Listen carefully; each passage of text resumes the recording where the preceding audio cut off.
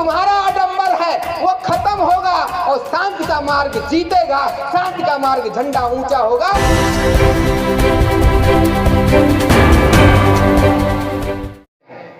जहां एक तरफ पूरा एक आडंबर में समुद्र में लोग नहाए हुए लोग हैं, लेकिन आज अयोध्या की टीम, फैजाबाद की टीम, साकेत की टीम पूरे देश में एक व्यवस्था देने जा रही है, दे रही है। यहाँ की चर्चा पूरे देश में शुरू है कि जो विजयदशमी वास्तव में हुई थी वो विजयदशमी अशोक सम्राट अशोक धम विजयदशमी थी, आज उसकी शुरुआत यहाँ हुई है। यहाँ अगर शुरुआत हुई, आने वाले दिन में पूरे देश में मनाई जाएगी, उनकी विजयदशमी कम पड़ जाएगी। हम अपने उन सभी साथियों को जिन्होंने धन दिया, जिन्होंने रात दिन एक किया, जिन्होंने मेहनत किया, जिन्होंने टेंट लगाया, जिन्होंने माइक लगाया, हम सभी साथियों को बहुत बहुत साधुवाद देते हैं। और डॉक्टर भीमराव अंबेडकर जी हमारे प्रेरणा स्रोत हैं, जिन्होंने सबको बताने का काम किया। हमारे अध्यक्ष जी हैं सामने बसपा के, तो सबने, लेकिन हम सम्राट अशोक को कैसे जाने? हमारे डॉक्टर भीमराव अंबेडकर के द्वारा जाने। हम कैसे जाने? बुद्ध को कैसे जाने? वो अंबेडकर जी के द्वारा जाने। तो जो स्रोत है वो तो डॉक्टर भीमराव अंबेडकर हैं। हम सभी क्रांतिकारी साथियों को नमन करते हुए, वंदन अभिनंदन करते हुए एक चीज कहते हैं कि तू झूठ का आदी है, तू झूठ का आदी है तो मैं सच का दीवाना हूं। तू झूठ का आदी है तो मैं सच का दीवाना हूं। हाँ माना मैं कमजोर दर्पण हूं, एक झटके में टूट जाता हूं।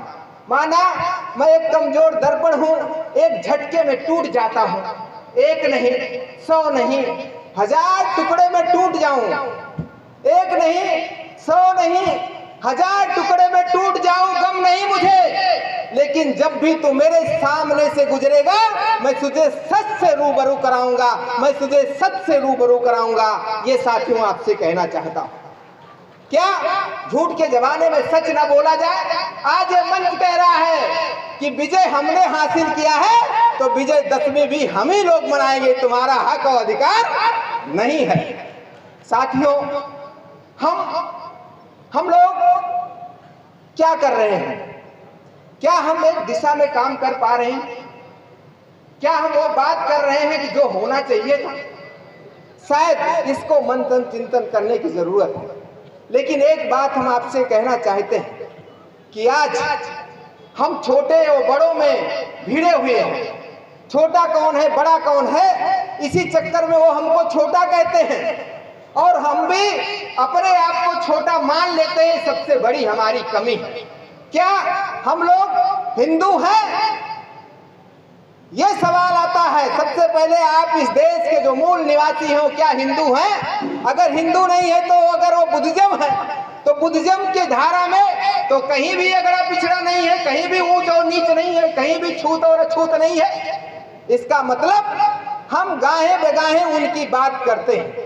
लेकिन जिस दिन हम बुद्ध की बात करने लगेंगे, दुख है, दुख का कारण है, दुख का निवारण है। दुनिया में आज तक इस फार्मूले के अलावा कोई दुनिया में कोई फार्मूला डेवलपमेंट ही नहीं हुआ। दुख है, दुख का कारण है, दुख का निवारण है। हम आपसे इतना कहना चाहते हैं साथियों, अगर हम सब तैयार हो जाएं तो देखिए वो आप जो राग अपना रहे हैं, ये राग नई जरूर है, लेकिन ये राग विजय दिवस के रूप में मनाने जा रहे हैं। सम्राट अशोक को याद करिए। ये सम्राट अशोक राजा के रूप में जरूर यहाँ दिखा दिए गए हैं, लेकिन सम्राट अशोक जब तक राजा थे तब तक उनको कोई पूजा नहीं। सम्राट अशोक जिस दिन बौद्ध धर्म को ग्रहण किए और जिस दिन उन्होंने कहा जियो और जीने दो का नारा दिया बुलंद, उस दिन सम्राट अशोक हो गए। उस दिन सारी दुनिया में एकता आ गई। तब बुद्ध के लोगों ने सम्राट अशोक को अपनाने का काम किया। इसलिए दुनिया के लोग जो आज ये लड़ रहे हैं, उनसे कहना चाहते हैं आज नहीं तो कल तुम्हें बुद्ध में आना पड़ेगा, शांति का मार्ग अपनाना पड़ेगा। जहाँ सारी दुनिया लड़ रही है, यहाँ से संदेशा देना चाहते हैं आप सबको कि जहाँ परमाणु बम और बम की बात हो रही है, दागने दगाने की बात हो रही है, वहां पर आने वाले दिन में बुद्ध की बात होगी, शांति की बात होगी, तब ये सारे परमाणु बम वाले बैठ जाएंगे और हम शांति का मार्ग का झंडा, बुद्ध का झंडा फिर से दुनिया में लहराएगा। यही कामना करते हैं आप लोगों के साथ। आप लोग तैयार हैं कि नहीं तैयार हैं? अरे हम लोग संदेशा देना चाहिए साथियों। हम आपसे कहना चाहते हैं, एक चीज सिर्फ कहेंगे कि गांव गांव क्या हो रहा है, शहर शहर क्या हो रहा है। एक बार जापान में एक आताताई राजा था, वो लोगों पर बहुत अत्याचार करता था, इतना अत्याचार करता था कि कोई उससे मुकाबला लेने वाला नहीं था। आने वाली पीढ़ी रवि भाई की तरह, आनंद भैया की तरह, हमारे प्रोफेसर साहब की तरह पीढ़ी आई और उसने पूछा, पापा इस आताताई उखमदी आडंबरी राजा से क्यों नहीं लड़ते हो? अरे उसने कहा, इतना बड़ा साम्राज्य है, कैसे लड़ा जाए? उस बेटे ने, जो रवि ने ये बात कही, वो ध्यान से सुनिएगा। उसने कहा, पापा जरा ये ढीला उठाओ।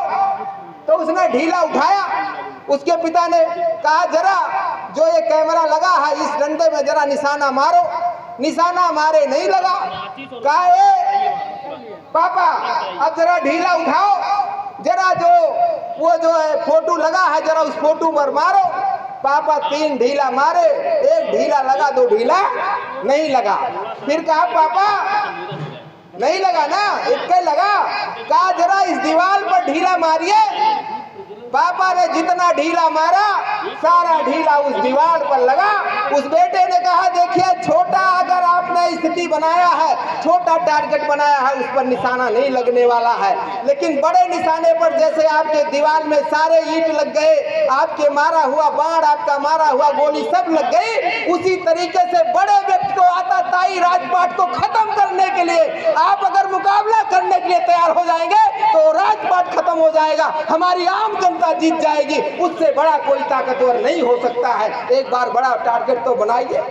अगर आप टारगेट बनाए हो कि मुझे आईएएस होना है, अगर आपने टारगेट बनाया है कि आपका देश का प्रधानमंत्री बनना है, तो प्रधानमंत्री नहीं बन सकते हैं, लेकिन आप विधायक जरूर बन जाएंगे, आप जिला पंचायत जरूर बन जाएंगे। हमें हमेशा बड़ा टारगेट बना के रखना है। और हम कमेरा समाज हैं, और जिस दिन कमेरा समाज चलता है उसके आगे पीछे फिर सारे लोग चलते हैं।